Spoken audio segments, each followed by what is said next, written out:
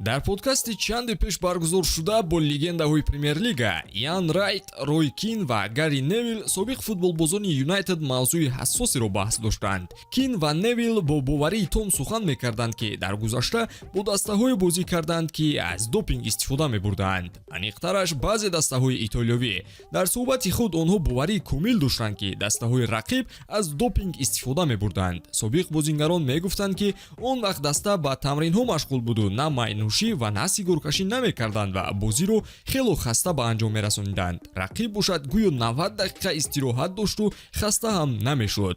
Ин гузориши легендаҳоро ҳатто Алекс Фергюсон ҳам тасдиқ намудааст ки гӯё метавонистанд аз инам бештар комёбиҳоро дар Аврупо ба даст оранд.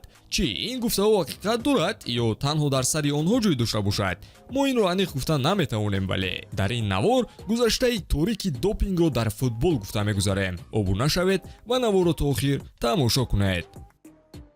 Дӯстон, навори мо бо дастгирии ширкати Ягекс омода шудааст. Рақобатҳои футболӣ ва дигар навъи варзишро бо хизматрасониҳо ва коэффициентҳои баланди ширкати Ягекс боз ҳам ҷолибтар гардонед. Он ҷо регистратсия осон буда, пардохт аз тамоми гӯшаи канори дунё бароятон дастрас мебошад. Ана барои обуначиёни канали Футбародарон бошад, иқдоми махсус омода намудаанд ки дар аввалин пардохт бо промокоди Тачфут ба ҳисоби шумо то $100 бонус дода мешавад. Силкаи заруриро дар комментария мегузорем. Ба ҳама муваффақият.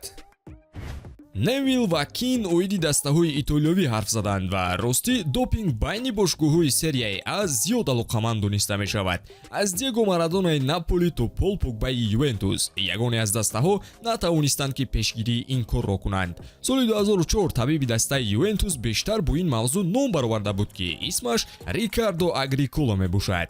Маҳз ӯ доруҳои мамнуъро барои футболбозон солҳои 1994 то 1998 пешниҳод намудааст ки барои ин кураш 22 моҳ ба зиндон кашида шуда буд. Тасаввур кунед ки чӣ хеламаш маълум шуда буд. Ин мавзӯъ аз изҳороти сармураббии он вақтаи Рома шурӯъ шуд. Ин изҳорот мисли вирус паҳн шуд ва дар тафтишот Агрикола ба ин ҷурм гунаҳгор дониста шуд.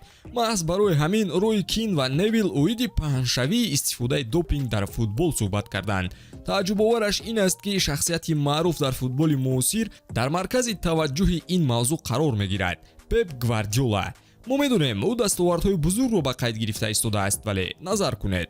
Соли 2001 Фрэнк де Бор дар вақти бозӣ дар Барселона натиҷаи мусбӣ дар истифодаи допинг нишон дода буд. Ҳама диққат ба табиби обигардонии Барселона равона шуда буд ки исмаш Рамон Сигура буд. Медонед қисмати асосии гап дар чист? Маҳз Сигура табиби шахсии Гвардиола ҳатто баъди тарки Барселона кардану дар серияи А бозӣ кардан маҳсуб мешуд. Вақте ки Де Бор натиҷаи мусбӣ нишон дод, Гвардиола ҳам ҳамин натиҷаро дар ташхиси допингӣ гирифт.